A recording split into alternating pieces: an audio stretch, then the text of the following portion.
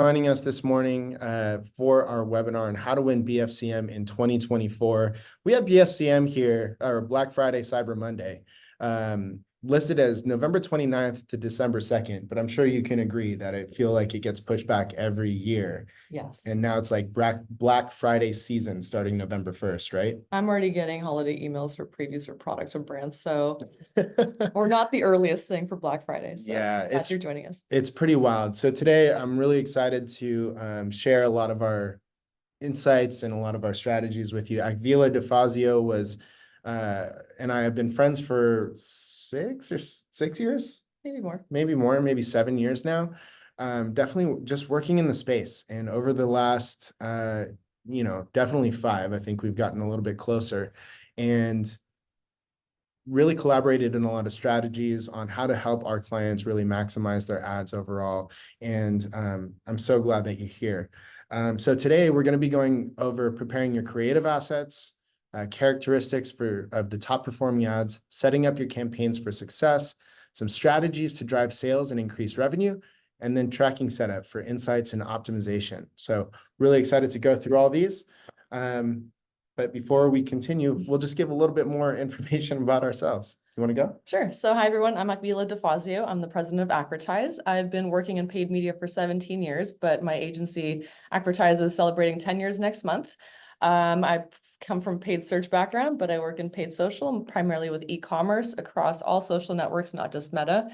And I'm a New York Knicks fan. Your intro to yourself is so much better than mine. My name is Mikhail. I'm the co-founder and CEO of Blue Light Media. We are a creative agency here in Orange County, California. We also run paid media for some of our favorite brands in the world: Rock the Bells, NutriBullet, Bulletproof, and those types of things. I like to think of myself as a content sommelier. Whether it's on TikTok or Instagram or anything like that, consuming content is one of my favorite things to do. And fun fact, my favorite type of content is actually movies. So I actually take all of the insights that I might have from movies and try to put them into 15 seconds for ads. And I am a sad New York Giants fan. I've been sad for about 11 years now. But first things first, we're going to go through preparing your creative. The way that we were thinking about this webinar was, really what is the workflow of, a marketer or a team, and how do we go from concept to execution? So we're just going to be going over some things that might feel a little basic, but at the end of the day, a refresher is always a good thing. So when we're thinking about our creative formats and what we want to start developing for our ad campaigns, we always think in 4 different contexts. One of them being images, another one being videos, the collection ads, as well as carousels, which are slightly different. All of these are going to play an important role in your ad campaigns. And whenever you're developing creative for your ad campaigns, you want to make sure that you have a healthy mix of all of them. Even with your videos, let's take that for example. If user-generated content or if influencers aren't necessarily within your creative budget, don't hesitate to create something that feels kind of campy, maybe a POV video or something like that, just to get some video creative in there. Even these campy ads can actually perform really well, and you're also giving yourself a better chance of capturing people who resonate with a video over an image. So these are the 4 formats that we really want to think about when we're going into creating our ad campaigns. When we start planning our creative, it's important to think about maybe how much creative you're actually going to need. So Akvile is going to go into the actual account setup in a little bit more detail in her section of the webinar. But as we're getting started and as you're planning, we want you to think about creating or planning your creative like this. If you're using manual campaigns in Facebook ads, meaning you're still setting up all your targeting and all your optimizations on the ad set level, use 4 to 6 ads for each one of those manual campaigns. Now, of course, the messaging might be a little bit different from a top of funnel campaign to a bottom of funnel campaign. So those where you can differentiate a little bit, but you also want to separate those by potentially geographics and potentially different audiences. If you're using Advantage Plus shopping campaigns or ASC campaigns, this is really where you can let your iterations shine. So you can use up to 20 ads in your Advantage Plus shopping campaigns. And most recently, in our latest meeting with our Meta Ads representative, she actually recommended putting 20 ads in there. So it feels like a lot, but when you look at all the variations that you have in potentially your manual campaigns, you might actually have all of those variations in there. Some other things you can start doing to start planning for your creative development is to get inspired by your top performers. So take a look at the last year of performance. And I'm not just talking about last year's BFCM, but looking at the last 12 months overall. You might see that certain formats work better than others. You might see that certain colors or certain products look better than others. You don't necessarily have to reinvent the wheel here, but what you can do is you can take, let's say, an image that really worked well in your evergreen campaigns and start updating that with some of your Black Friday copy. And don't be afraid to get inspired by your competitors either. A small hack that we use at Blue Light is looking at our competitors' ads in the Meta ad library, and then we look to see how long those ads have actually been running. If we see that an ad's been running for more than 30 days, that's typically a good indicator that that ad is performing well. As you probably know, 30 days in paid media land is actually a really long time for testing. So would you consider it a really long time before I die on that sword? Yes. Okay, good. It's a long time for testing. So again, you can kind of consider that those are top performing ads. You can grab inspiration from there.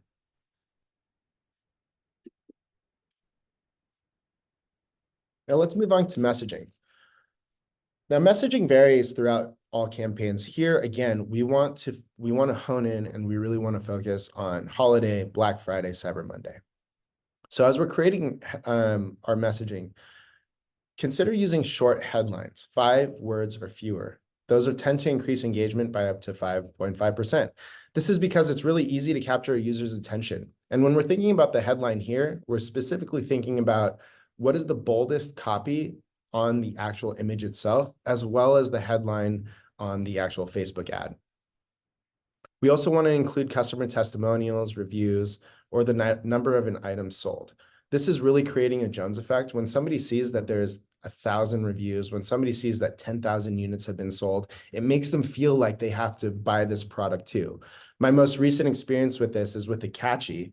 It's actually like a little basin, I want to say, that goes around my child's high chair that catches all the food. We saw that there was like 20,000 sold. I thought it was crazy that this was even an invention, but we bought it and it's absolutely changed my life. I'm not sure if we would have bought it without that reinforcement from the community. Make sure you include clear and compelling CTAs like shop now or grab the deal. Black Friday, Cyber Monday, we really want to be clear and straight to the point. And with your discount and offers, go with the biggest discount possible. 25% off works really well and above that, but also consider testing the percentage off as well as the dollar amount off. What we've seen is that the dollar amount off actually performs really well also. So if you can easily say, hey, $100 off of this product, people already know what they're going to save, and you're really shortening that decision that they have to make by doing math in their head. When we're thinking of imagery, again, we want to use big, bold text whenever possible, and we're going to share some examples of what this looks like. The simpler, the better. As I was mentioning before, simple ads perform better on Black Friday.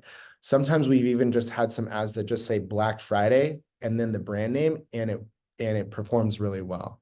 Our carousel ads, which allow multiple images or videos within a single ad, have been shown to generate up to 10 times more traffic than static sponsored posts.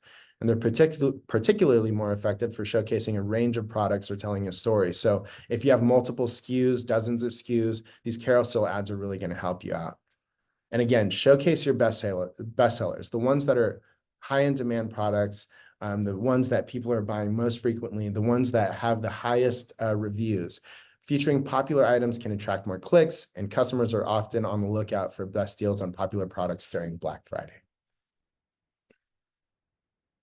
And really where I wanted to focus here is on UGC. So in a lot of our evergreen campaigns, our UGC is actually performing really well. Now, this could be a little contradictory when you stack this up against what we were just talking about, but in the fact that like images work really well, but it's still important to have UGC in here. Now, your UGC, I want you to think about UGC and influencers a little bit differently. UGC is where you're really controlling the narrative of what happens in the ad, whereas an influencer is going to talk about the product in their own voice. So in your UGC, create some scripts for them that create some scripts for your UGC creators that really help communicate the benefits of your ad and of your product and the sale. Use text overlay whenever possible. The text overlay in your UGC campaigns can really just be native. Consider editing your videos in Instagram itself and then downloading that and then uploading it into your ad campaigns. If you already have some ads that are working really well with your biggest sale possible, or some reels that are performing really well with your biggest sale possible, consider boosting those as posts as well. And then mix up your creative. You don't necessarily just want to have somebody talking straight to the camera. Consider POV, consider a third person view, different looks so that you're breaking up the feed, because there will be a lot of other people advertising at the same time. And if you do use influencers, be sure to specify that your hook must be the first thing mentioned by your influencer if you're going to be using their content, meaning make sure that they're talking about the fact that the item is on sale, that there's 10,000 units sold, so on and so forth.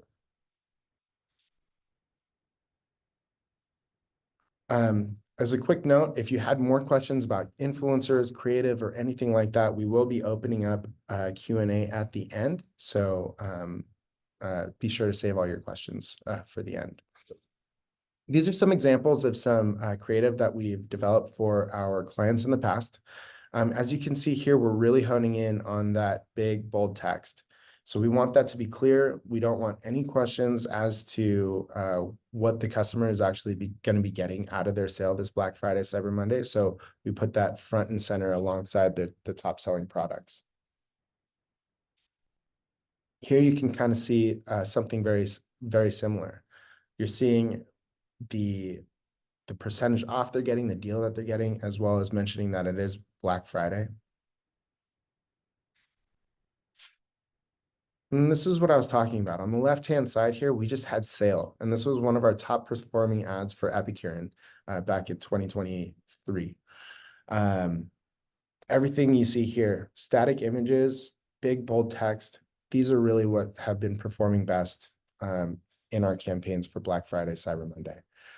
The other thing that I want to point out here is as we go through all of these, you notice we're not necessarily talking about what the product is or any of the features. You know, in some cases, since Kevin's in here, in an ad, we might say, oh, the best tasting hydration, or we might say, you know, the safest baby car monitor on the market, something of that nature. I would venture to say that during this season, it's not necessarily the time to do that, because consumers are typically more concerned about how big of a discount they're going to get than the sales copy, I guess you could say, in the ad. Especially in this economy. Yeah, 100% true. So here's some ideas that you can use for Black Friday, Cyber Monday. Akvile, thank you for sharing these with us, by the way. So gift ideas for your kids, your parents, your partners. So get your customer to think outside of just themselves when they're buying for things. I am guilty of just shopping for myself on Black Friday, Cyber Monday, and then saving saving the shopping for my family afterward. Use bold statements in your questions and hooks. This gift is for all your family. This is the best gift for people that are difficult to shop for. Shopping for your boyfriend, they'll love this. This is the gift everyone's talking about. Now, what I would say is with these types of statements, consider using them in the primary text of your ads as opposed to in the actual image. Again, we want to have the sale in the image and maybe using the primary text for some of these ideas.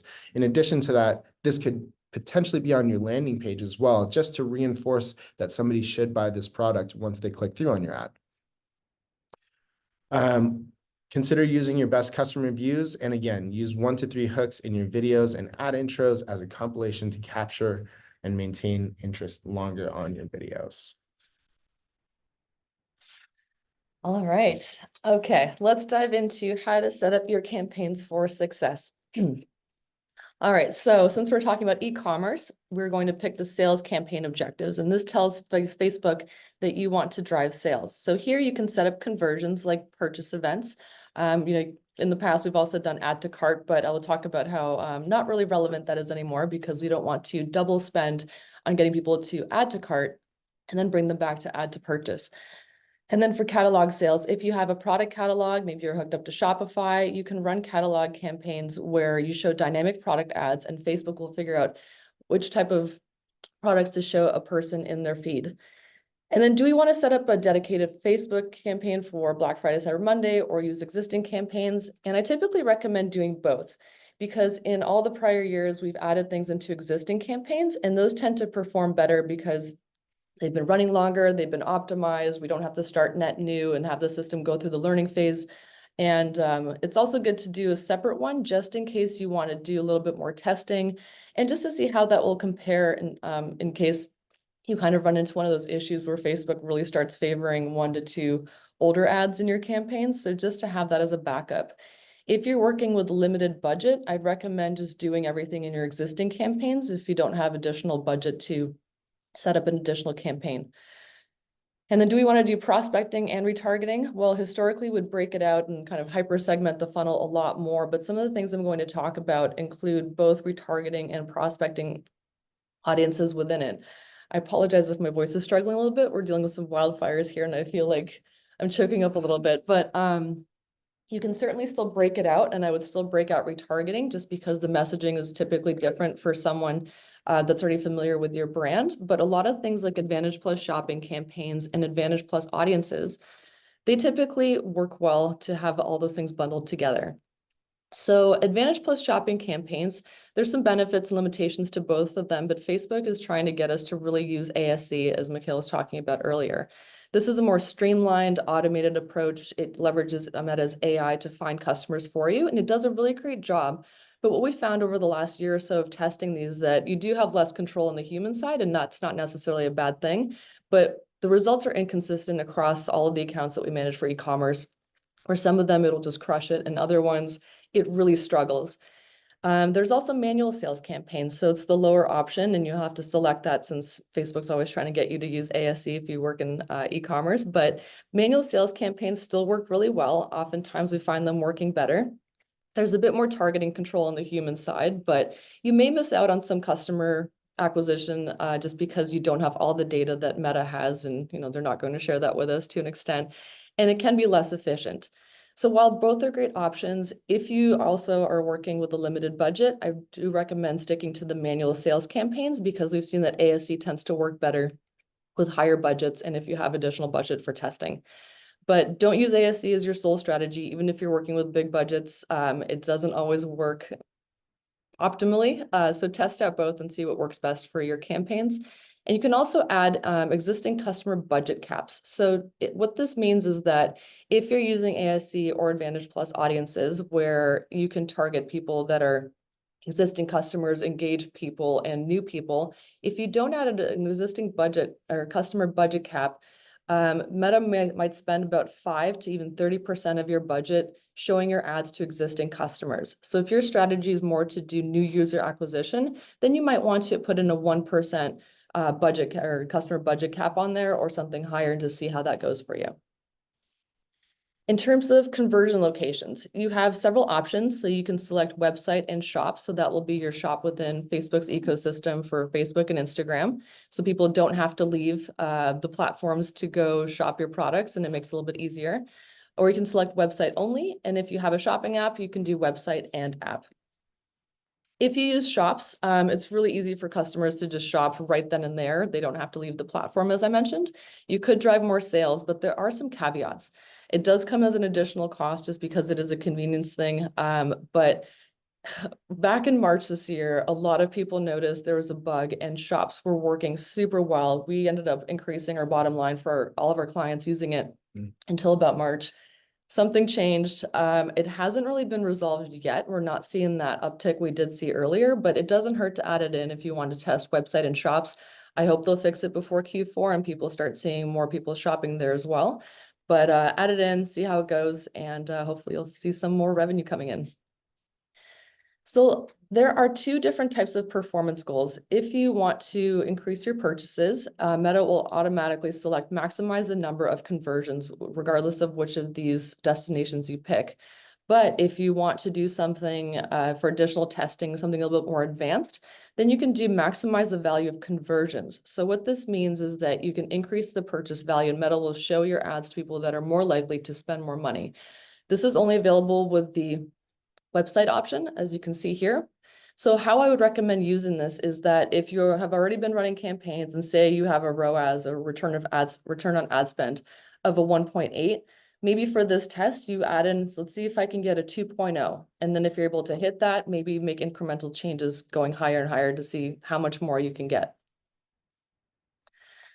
I briefly mentioned conversion events. So you'll want to set them up for purchase events. So Meta knows exactly what the goal is and you want people to purchase.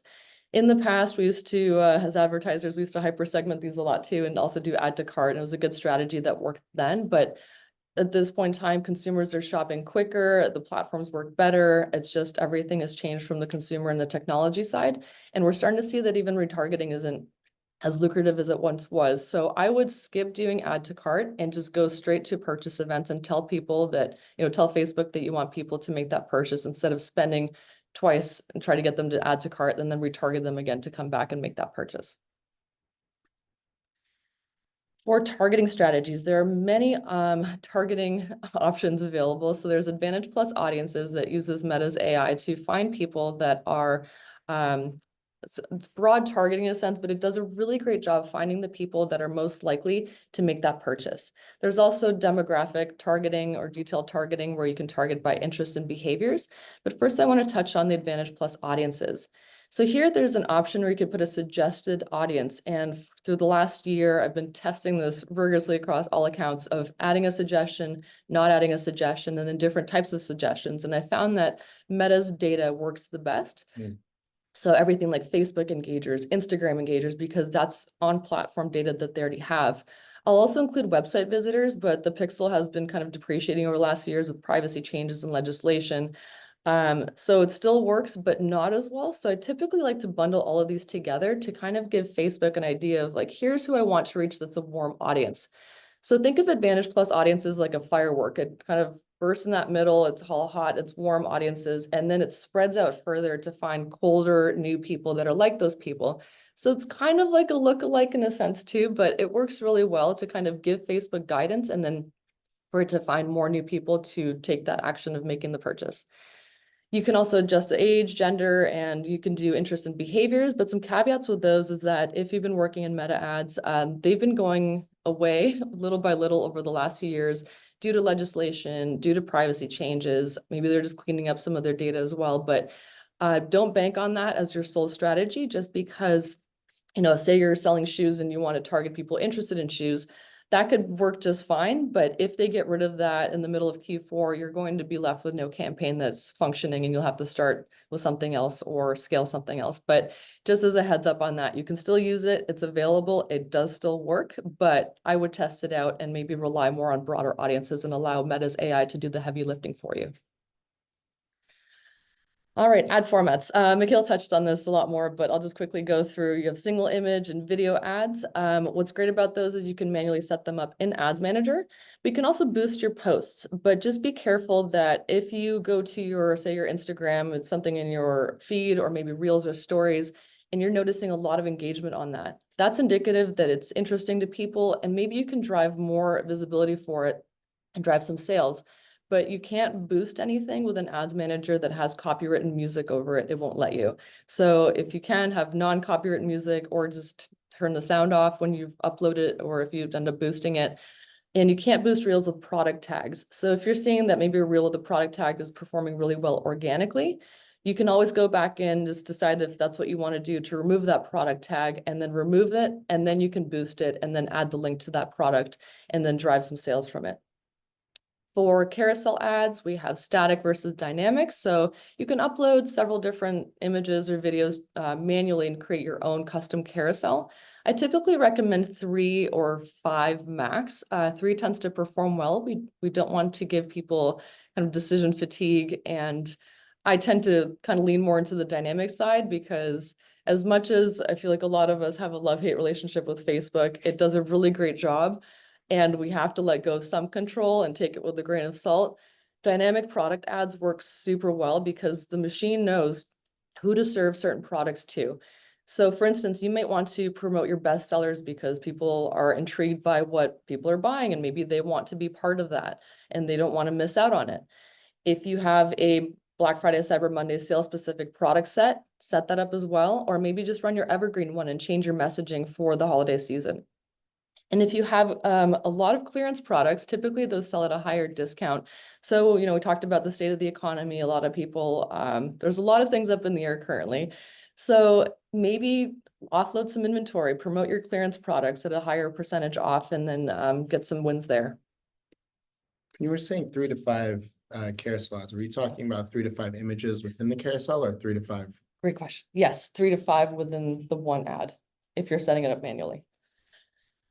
For promo codes. So those are very effective in driving more sales, but there's several different ways that you can implement these. So Mikhail touched on this briefly, but you can put it in your ad copy in the primary text. You can put it in the headline, make it bold, make it seen so people know exactly what the discount is. You can do it as an overlay on the creative, whether it's images or video. And there's a newer highlight your promo codes feature in the ad level that's pictured right here. You can put your code in and Facebook will put it into your ad. As a few simple tips, if you can use a site-wide code for your holiday sales, it'll make a much more seamless shopping experience. The goal here is to intrigue people. They want to buy the product, so make it easy for them, make it seamless. If you do plan to use a code, make it easy to remember and short. And I highly recommend against using code tiers because that can add a level of confusion for consumers. They'll have to do math.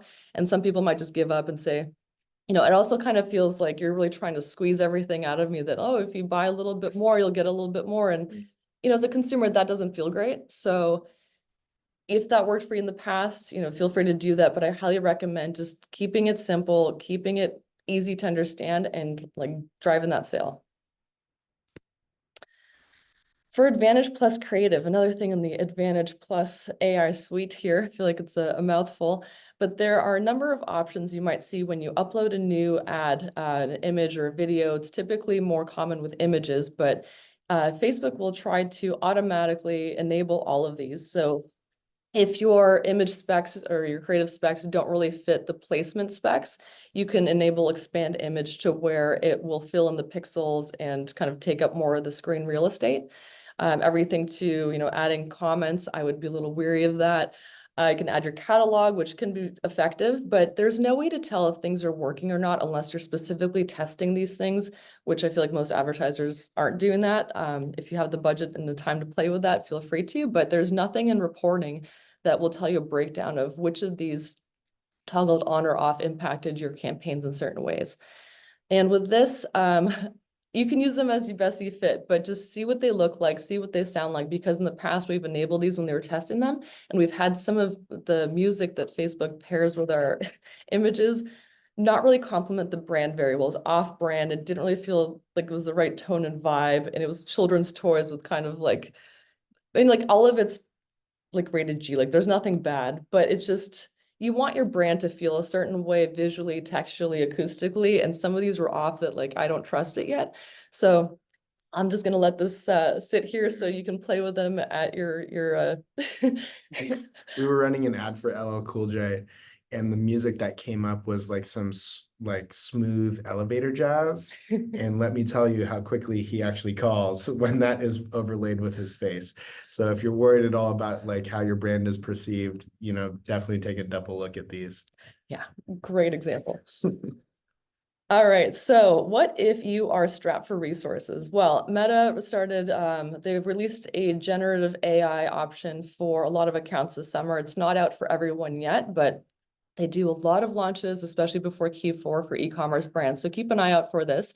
If you're looking for a way to create images, there's an option where you can upload your product and it can make a background for your product. As you can see here, so something a little bit more eye-catching. or it can be inspired by your product. They're pretty simple, but if you have something with good photography and a white background, maybe you can have a different iteration for you, and maybe just be engaging for new customers to see that. You can also add text overlay. And my favorite part is the copy generation. So this, you can add in a primary piece of content or text and then the headline, and it'll give you 5 each of those new options that are AI composed. Just be cautious. They do tend to have a lot of emojis and hashtags. So if that's not on brand for you, it doesn't make sense. You want to clean it up a little bit just to really focus on the meat of your ad copy.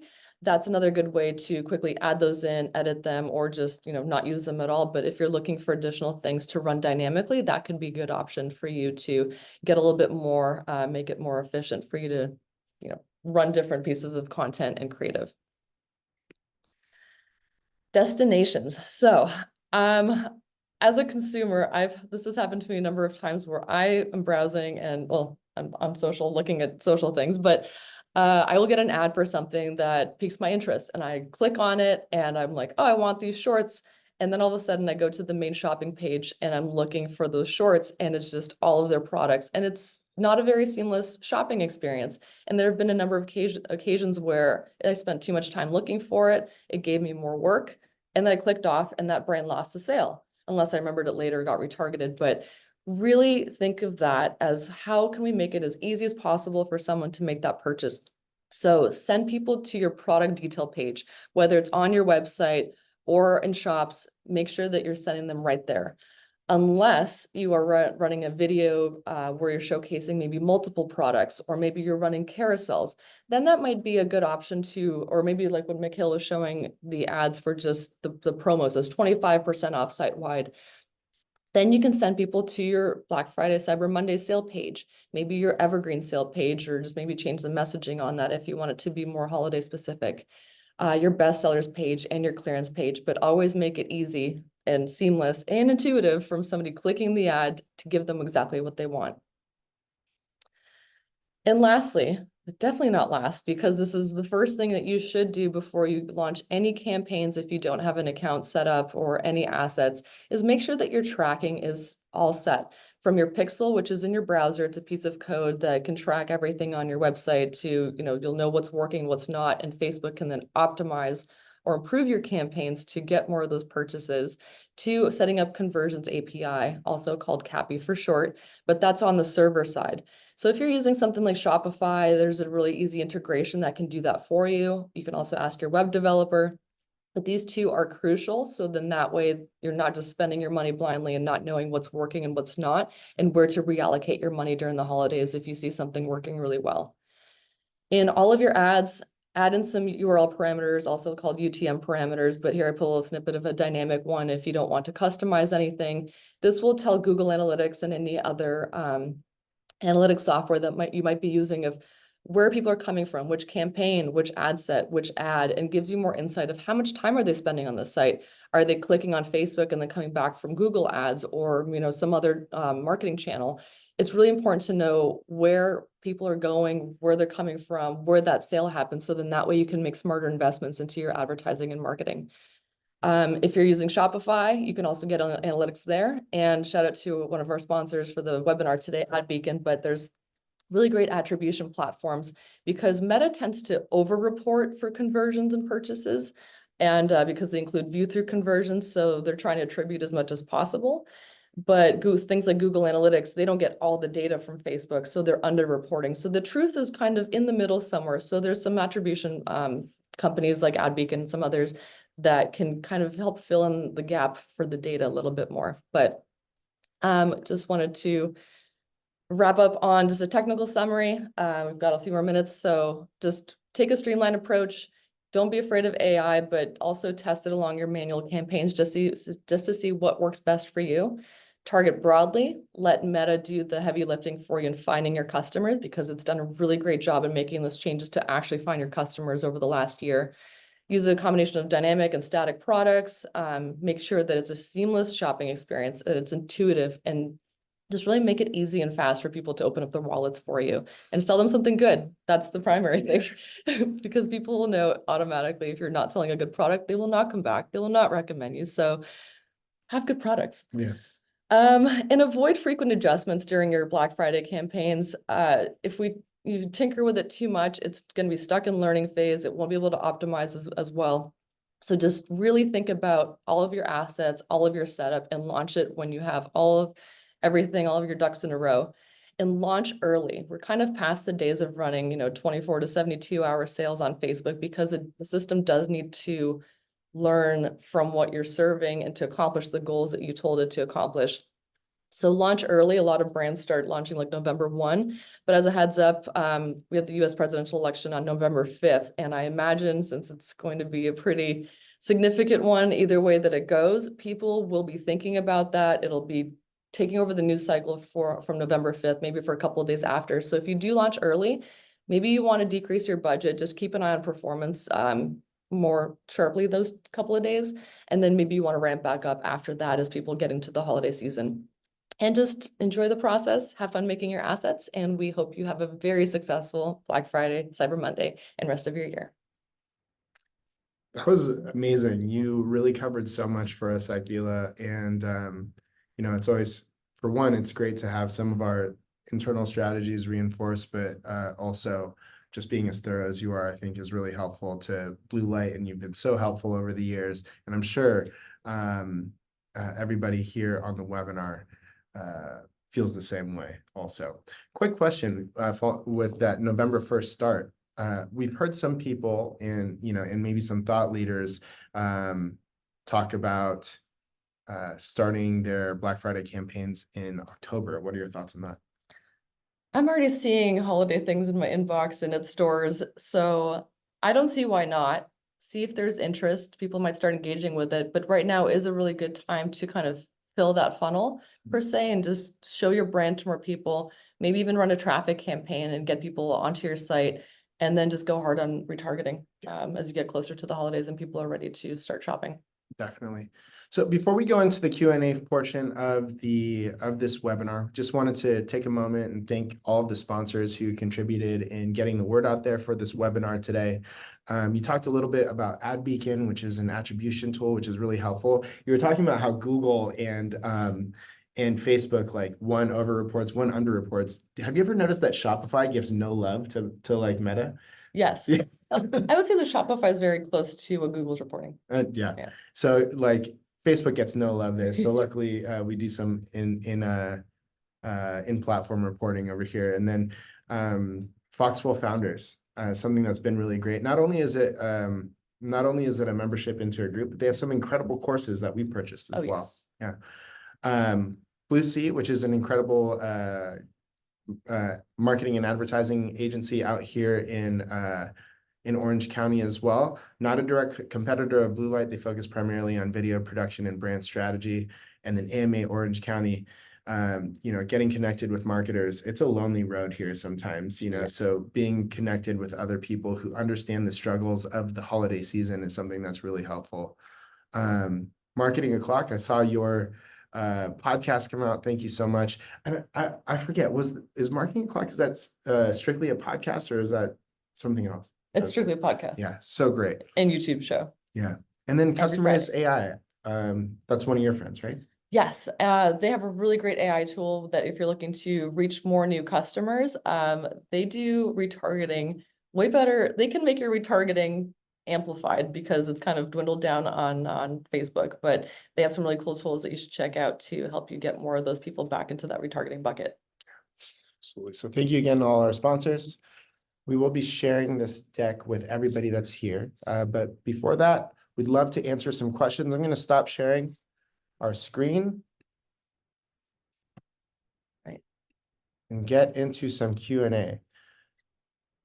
I feel like I always have questions for you, but we'll get in here first. All right, Clark Harmon. Thank you so much for being here, for one. Clark asks, we are an events-based company selling VIP experiences at a number of marquee sporting events. We have premium priced products and tend to have a high percentage of our customers come from the local area for an event.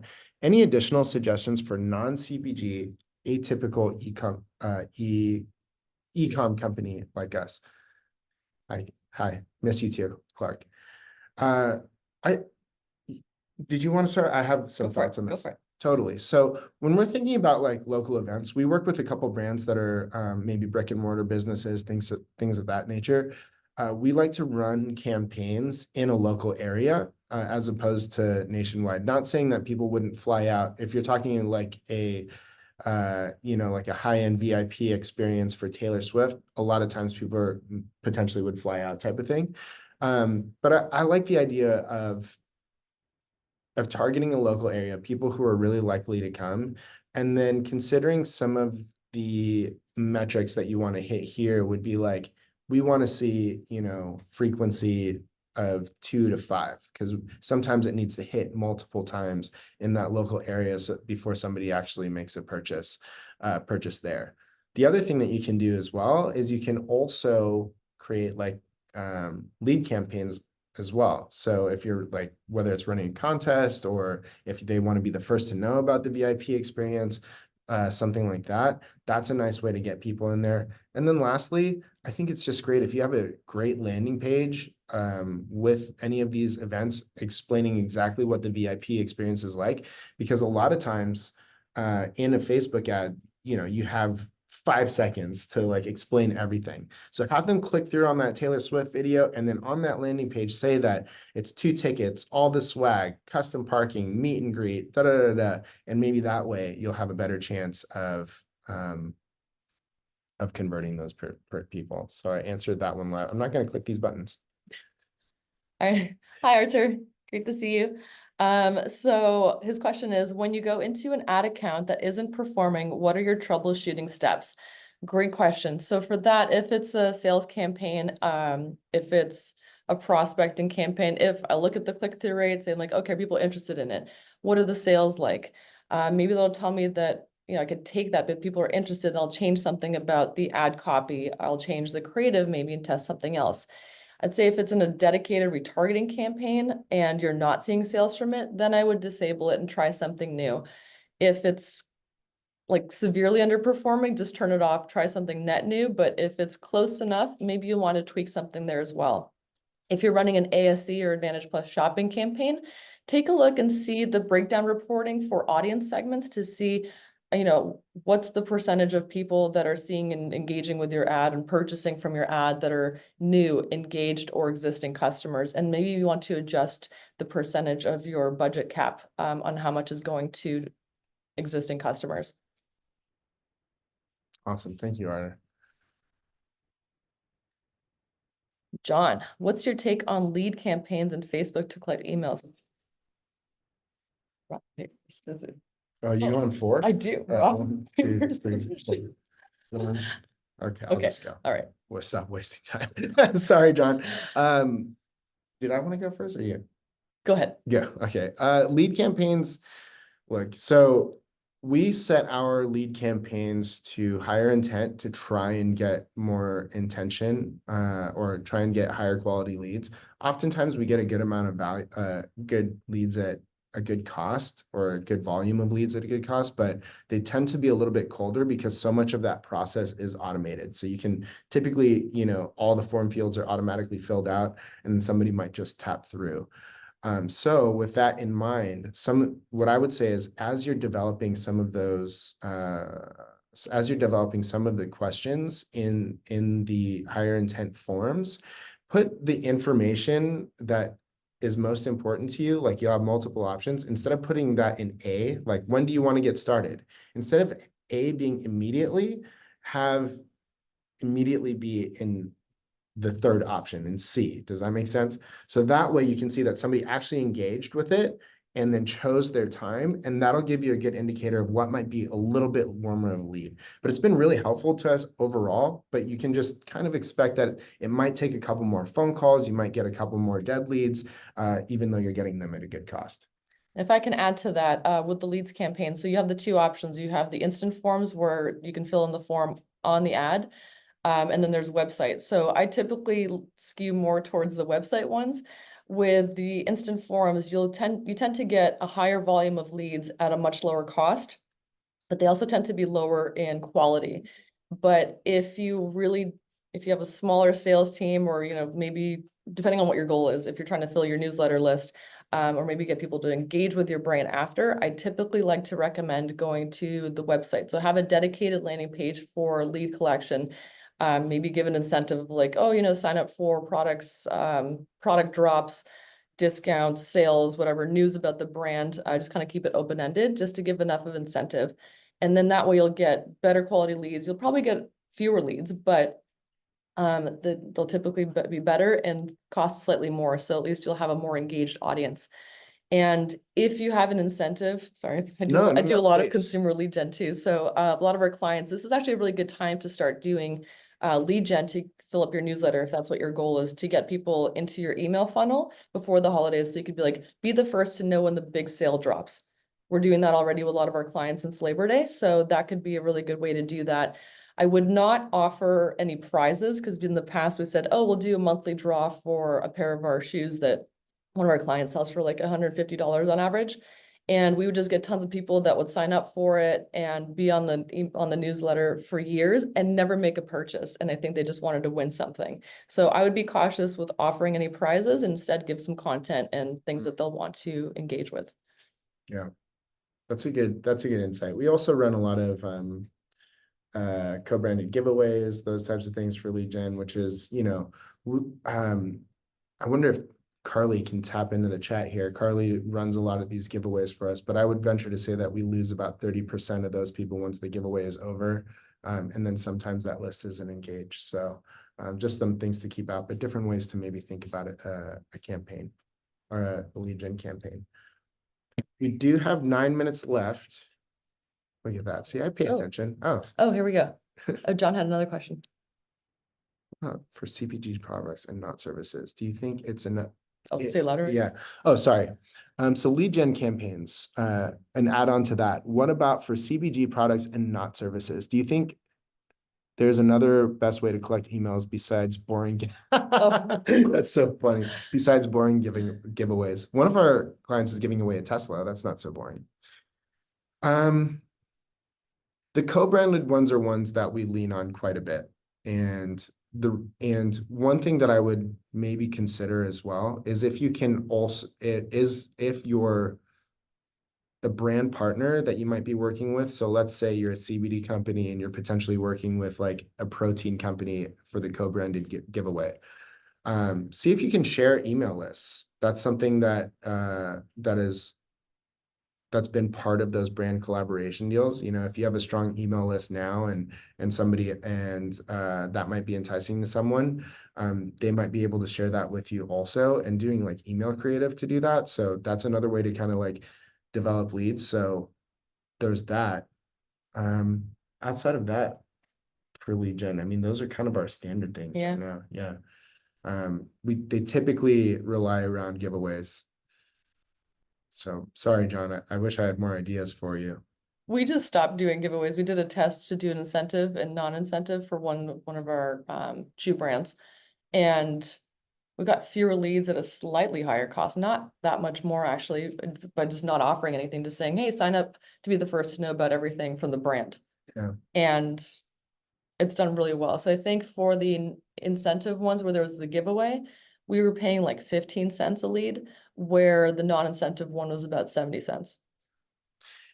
And then quick question, talking about leads, what are your thoughts now on the, 10% off your first purchase when you sign up for our email? I feel like everybody does that. There's hacks around it. Have you run into a situation where somebody thinks outside of that box?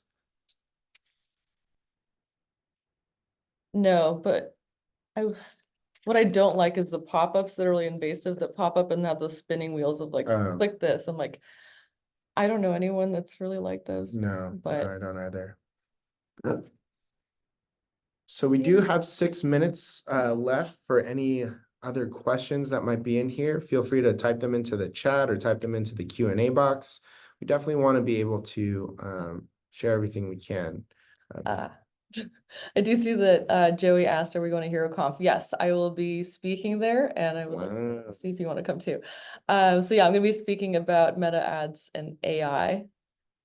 Let's see. Go Celtics. I had a feeling you would say that. Oh, okay, Temu. Think, okay.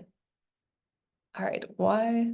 Oh, okay. I haven't actually seen them on there, but oh, speaking of Temu, so there's a lot of things going on with that in the community on both paid search, paid social.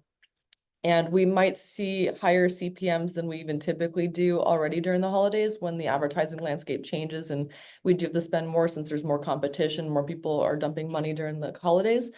But keep an eye out just because Temu has, ever since the Super Bowl this year, we've noticed that they're just everywhere and it's really caused CPMs to go up quite drastically. There's a few interesting articles on reputable publications that kind of go into this. So, yeah, I would look into that, but just know that we might have to face something in the holidays because they're really taking a big grab for those impressions and we're paying more Yeah, here. So yeah. So treading lightly. while we wait for other questions, I thought there might be some things that could be top of mind for some people that, but when we think of e-commerce, oftentimes we'll have, a partner who wants to run traffic to a retailer site like Sephora or Amazon without any data. Do you have any best practices on how to run ads to those types of sites? It's been a while since I have. That's a great, I think you stumped me. I don't know. On our end, if we can get a pixel from like a retailer, like let's say Sephora, for example, like that would be a dream scenario. But we primarily just try to run it for conversions. We actually did set up those campaigns on a different account, so it doesn't mess up Smart. the main account. All right, John, thank you so much for being engaged, first of all. You talked about it a little bit, but how do you break the noise of elections this year, especially being almost in the middle of the holiday season? Focus on the benefit to people. Like I feel like credit card debt is at an all-time high. Student loans are at an all-time high. People, energy bills are up, insurance is up. It's just we're feeling it from everywhere as consumers. So find a way to just kind of bring people together through your brand and your products and to help them with a solution, whether it's, if you have any tax incentives, if you're working with any like energy efficient brands, maybe focus on that. I feel like a lot of people are going to be stressed and anxious around this time of the year. Holidays are usually stressful for people, but with the election on top of that and being so polarized that I would just focus on how can you make somebody's life better with your brand and your products and really emphasize that, and then how you can save them money.